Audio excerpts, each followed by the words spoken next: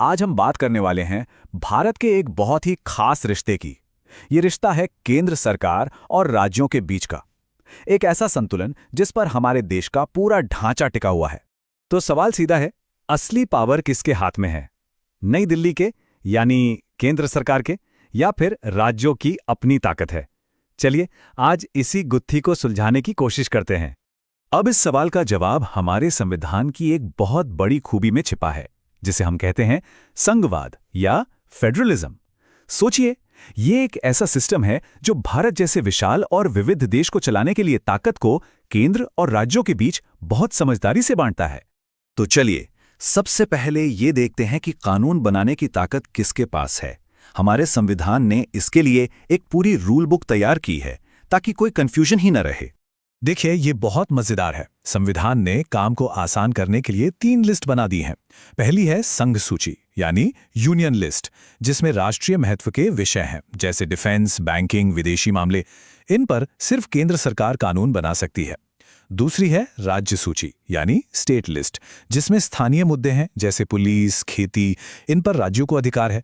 और तीसरी है समवर्ती सूची कॉन्करेंट लिस्ट, जिसमें शिक्षा और जंगल जैसे विषय हैं जिन पर केंद्र और राज्य दोनों ही कानून बना सकते हैं।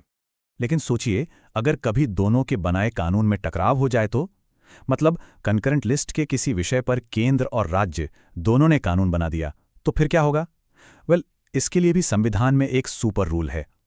यह कहता है कि ऐसी किसी भी टकराव की स्थिति में केंद्र का बनाया कानून ही मान्य होगा। ये एक तरह का टाई ब्रेकर है। लेकिन कहानी यहीं खत्म नहीं होती। कुछ खास हालात ऐसे भी हैं, 5 खास हालात, जब केंद्र यानी संसद राज्यों के मामलों में भी कानून बना सकती है। जैसे कि अगर देश में नेशनल इमरजेंसी लगी हो या फिर 2 से ज्यादा राज्य खुद ऐसा करने के लिए कहें। यह दिखाता है कि हमारा सिस्टम जरूरत के हिसाब से कितना लचीला है। चलिए कानून की दुनिया से बाहर निकलकर अब बात करते हैं प्रशासन और सबसे जरूरी पैसे की। दरअसल यही वो 2 धागे हैं जो असल में पूरे देश को एक साथ मजबूती से बांध कर रखते हैं। इसको समझने के लिए ना डॉक्टर B.R. अम्बेडकर की एक बात याद आती है। उन्होंने ऑल इंडिया सर्विसेज जैसे IAS, IPS की अहमियत बताई थी। उन्होंने इन्हें देश का स्टील फ्रेम कहा था, एक ऐसा ढांचा जो केंद्र और राज्यों को प्रशासनिक तौर पर एक दूसरे से जोड़ता है। तो ये प्रशासनिक रिश्ते दिखते कैसे हैं? देखिए, एक तो है राज्यपाल, जिन्हें राष्ट्रपति नियुक्त करते हैं। फिर आती हैं ऑल इंडिया सर्विसेज जैसे IAS और IPS, जिनकी भर्ती केंद्र करता है, लेकिन वो काम राज्यों में करते हैं और राज्यों को केंद्र के कानूनों का पालन करना ही होता है। ये सब मिलकर एक मजबूत प्रशासनिक जोड़ बनाते हैं। अब आते हैं सबसे बड़े मुद्दे पर, पैसा। देखिए, हिसाब बड़ा सीधा सा है। देश के ज्यादातर बड़े टैक्स केंद्र सरकार ही लगाती है और वसूलती है। बाद में इसका एक हिस्सा राज्यों के साथ बांटा जाता है और यहीं से शुरू होता है असली खेल, क्योंकि ये वित्तीय निर्भरता ही कई बार तनातनी की सबसे बड़ी वजह बन जाती है। ये चार्ट देखिए, ये दिखाता है कि टैक्स का बंटवारा कितना कॉम्प्लेक्स है। कौन सा टैक्स कौन लेगा और फिर कौन उसे बांटेगा, ये सब। और इसी लेन देन में अक्सर तनाव और मोलभाव चलता रहता है। तो इस पूरे पैसे के खेल में रेफरी कौन है? वो है वित्त आयोग। हर 5 साल में इसे बनाया जाता है और इसका काम ही है केंद्र और राज्यों के बीच पैसे के बंटवारे का फॉर्मूला तय करना। इसीलिए इसे राजकोषीय संघवाद का संतुलन चक्र या balancing wheel of fiscal federalism भी कहते हैं। लेकिन ये जो रिश्ता है ना, ये हमेशा से इतना तनाव भरा नहीं था। चलिए देखते हैं कि कैसे आज़ादी के बाद के सुनहरे दिनों से लेकर आज के टकराव तक का सफर तय हुआ। ये टाइमलाइन देखिए, पूरी कहानी साफ हो जाएगी। 1967 तक सब ठीक ठाक था। क्यों? क्योंकि ज्यादातर जगहों पर केंद्र और राज्यों में एक ही पार्टी का राज था। लेकिन 1967 के बाद सीन बदलने लगा। क्षेत्रीय पार्टियां ताकतवर हुईं, अलग अलग पार्टियों की सरकारें बनने लगी और यहीं से टकराव का दौर शुरू हुआ। इतना कि सरकारिया और पुंछी जैसे बड़े बड़े कमीशन बनाने पड़े। तो ये तनाव की असल वजहें क्या हैं? कुछ मुद्दे हैं जो बार बार सामने आते हैं। सबसे पहला तो है राज्यपाल का पद, जिसकी भूमिका पर हमेशा सवाल उठते हैं। फिर आता है आर्टिकल 356 का इस्तेमाल, यानी राष्ट्रपति शासन, जिसके जरिए कई बार राज्य सरकारों को बर्खास्त किया गया है। पैसे के बंटवारे में भेदभाव के आरोप तो लगते ही रहते हैं। साथ ही राज्यों में केंद्रीय बलों की तैनाती और राज्य सूची के विषयों पर केंद्र का दखल, ये कुछ ऐसे मसले हैं जिन पर बहस कभी खत्म नहीं होती। लेकिन ऐसा नहीं है कि सिर्फ टकराव ही है। इस रिश्ते में एक सामंजस्य, एक हार्मनी लाने की कोशिशें भी लगातार हुई हैं ताकि ये संतुलन बना रहे। और इन कोशिशों में 2 कमीशन सबसे खास हैं, सरकारिया कमीशन और पुंछी कमीशन। देखिए दोनों के सोचने में फर्क। 1983 में सरकारिया कमीशन ने एक मजबूत केंद्र की बात तो की, लेकिन साथ ही ज्यादा केंद्रीकरण के खिलाफ चेतावनी भी दी। वहीं करीब 25 साल बाद 2007 में पुंछी कमीशन ने कोऑपरेटिव फेडरलिज्म यानी मिलजुलकर काम करने पर जोर दिया। तो इन कमीशंस ने क्या रास्ते सुझाए? कुछ बहुत ही प्रैक्टिकल सुझाव थे, जैसे कि एक परमानेंट इंटरस्टेट काउंसिल हो जहां केंद्र और राज्य बैठकर बात कर सकें। आर्टिकल 356 का इस्तेमाल सिर्फ और सिर्फ आखिरी हथियार के तौर पर हो। राज्यपालों का कार्यकाल फिक्स्ड हो और जब भी कंकरेंट लिस्ट पर कानून बने तो केंद्र पहले राज्यों से सलाह मशवरा करे। तो कुल मिलाकर हम कह सकते हैं कि भारत का ये जो फेडरल सिस्टम है ना, ये दरअसल एक तरह की रस्साकशी ही है। और ये कोई डिज़ाइन की गलती नहीं है, बल्कि इसे जानबूझकर ऐसा बनाया गया है, लचीला, ताकि ये हमेशा नए राजनीतिक और आर्थिक हालात के हिसाब से खुद को ढाल सके और ये रस्साकशी चलती रहे।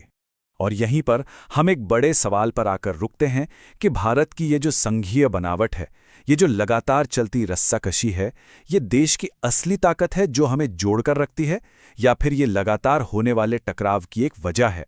इस पर सोचना तो बनता है। कभी सोचा है कि भारत जैसा इतना बड़ा और विविधताओं से भरा देश आखिर एक साथ मिलकर काम कैसे करता है? इसका जवाब छिपा है केंद्र और राज्यों के बीच शक्तियों के एक बहुत ही नाजुक संतुलन में। तो चलिए आज इस अनोखी व्यवस्था की परतों को खोलते हैं और समझते हैं कि ये बैलेंस असल में काम कैसे करता है। अच्छा, इस पूरी कहानी को समझने के लिए ना हमें एक शब्द को पकड़ना होगा। ये शब्द दिया था मशहूर पॉलिटिकल साइंटिस्ट केसी वेयर ने, अर्धसंघीय यानी क्वाजी फेडरल। बस ये एक शब्द भारत के पूरे गवर्नेंस सिस्टम का सार बता देता है। एक ऐसा सिस्टम जो विरोधाभास और संतुलन दोनों से भरा हुआ है। तो ये अर्धसंघीय होता क्या है? इसे ऐसे समझिए कि ये एक ऐसी व्यवस्था है जहां कहने को तो केंद्र और राज्यों के बीच शक्तियों का बंटवारा है, लेकिन असल में सत्ता का पलड़ा हमेशा सेंटर की तरफ ही झुका रहता है। ये एक ऐसा फेडरल स्ट्रक्चर है जिसके अंदर एक मजबूत यूनिटरी आत्मा छिपी हुई है, जिसे देश की एकता को बनाए रखने के लिए ही डिजाइन किया गया था। तो फिर सबसे बुनियादी सवाल पर आते हैं, कानून बनाता कौन है? भारतीय संविधान ने इसके लिए एक बिल्कुल साफ ब्लूप्रिंट तैयार किया है। चलिए उसे देखते हैं। इसका जवाब मिलता है संविधान की 7वीं अनुसूची में। इसमें शक्तियों को 3 लिस्ट में बांटा गया है। पहली है यूनियन लिस्ट, जिसमें सिर्फ केंद्र कानून बना सकता है, जैसे डिफेंस या विदेश मामले। दूसरी है स्टेट लिस्ट, जिसमें पुलिस और खेती जैसे विषय हैं। और फिर आती है कॉन्करेंट लिस्ट, जहां केंद्र और राज्य दोनों को कानून बनाने का हक है। लेकिन यहाँ एक ट्विस्ट है। अगर कॉन्करेंट लिस्ट के किसी विषय पर सेंटर और स्टेट के कानूनों में टकराव हो जाए तो हमेशा सेंटर का कानून ही माना जाएगा। और इतना ही नहीं, कोई भी ऐसा विषय जो इन तीनों लिस्ट में कहीं भी नहीं है, वो पावर भी सीधे सीधे केंद्र के पास चली जाती है। तो साफ है ना, कानून बनाने में भी आखिरी पड़दा केंद्र का ही भारी रहता है। अच्छा, कानून तो बन गए, पर असली खेल तो उन्हें लागू करने का है। तो रोजमर्रा का प्रशासन कैसे चलता है और केंद्र अपना कंट्रोल कैसे बनाए रखता है? हाँ, क्योंकि सिर्फ नियम बना देना ही काफी नहीं होता। असली चुनौती तो ये है कि उन्हें जमीन पर उतारा कैसे जाए। और यहीं पर केंद्र और राज्य के रिश्तों का असली प्रशासनिक तानाबाना सामने आता है। जरा सोचिए कि सेंटर के पास कौन कौन से टूल्स हैं। हर राज्य में गवर्नर को केंद्र अपॉइंट करता है, जो उसके एजेंट की तरह काम करता है। देश की टॉप ब्यूरोक्रेसी मतलब IAS और IPS भर्ती तो केंद्र करता है, पर वो राज्यों में काम करते हैं। यही नहीं, केंद्र राज्यों को बाध्यकारी निर्देश दे सकता है और जरूरत पड़ने पर आर्म्ड फोर्सेस भी तैनात कर सकता है। मतलब कंट्रोल की एक पूरी मल्टी लेयर्ड सिस्टम है। अब आते हैं सबसे जरूरी चीज पर, पैसा। केंद्र और राज्यों के बीच पैसों का रिश्ता कैसे काम करता है, क्योंकि आखिर में असली पावर तो वहीं होती है जहां पैसा होता है। तो ये पैसे का खेल चलता कैसे है? देखिए, मामला बड़ा सिंपल है। ज्यादातर बड़े टैक्स जैसे इनकम टैक्स और GST सीधे केंद्र सरकार के पास जाते हैं। फिर हर 5 साल में एक फाइनेंस कमीशन बनता है जो ये बताता है कि इस पैसे को केंद्र और राज्यों के बीच कैसे बांटा जाए, और उसी के आधार पर राज्यों को उनका हिस्सा और ग्रांट्स मिलते हैं। और अगर राज्यों की कमाई के सोर्स को देखें तो तस्वीर और भी साफ हो जाती है।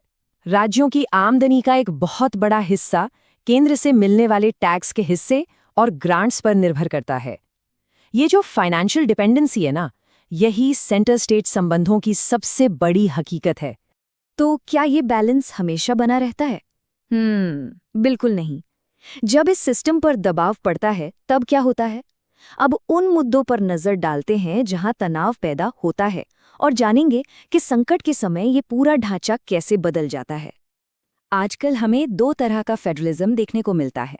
एक है कोऑपरेटिव फेडरलिज्म, जैसे जीएसटी काउंसिल, जहां केंद्र और राज्य मिलकर फैसले लेते हैं, और दूसरा है कॉम्पिटिटिव फेडरलिज्म, जहां राज्य बेहतर इन्वेस्टमेंट और फंड्स के लिए एक दूसरे से होड़ करते हैं, एक तरह की इकोनॉमिक रेस। लेकिन जाहिर है इस रिश्ते में तनाव भी होता है। अक्सर गवर्नर के पद के राजनीतिक इस्तेमाल पर सवाल उठते हैं। राज्य पैसों के लिए केंद्र पर अपनी निर्भरता की शिकायत करते हैं और पॉलिसी बनाने में केंद्र के दबदबे को लेकर भी विवाद होते रहते हैं। ये एक लगातार चलने वाली खींचतान है।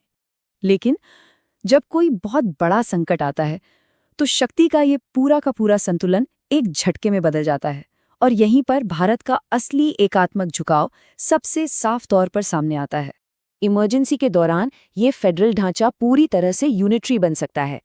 नेशनल इमरजेंसी में केंद्र राज्य के विषयों पर भी कानून बना सकता है। प्रेसिडेंट्स रूल में तो राज्य सरकार को हटाकर सीधा केंद्र का शासन लागू हो जाता है, और फाइनेंशियल इमरजेंसी में राज्यों के बटुए की चाबी पूरी तरह से केंद्र के हाथ में आ जाती है। तो बस ये एक लाइन सब कुछ कह देती है। जो व्यवस्था आम दिनों में फेडरल दिखती है, वो इमरजेंसी के हालात में पूरी तरह से यूनिटरी बन जाती है, जहां सारी शक्ति एक जगह यानी केंद्र के हाथों में सिमट जाती है।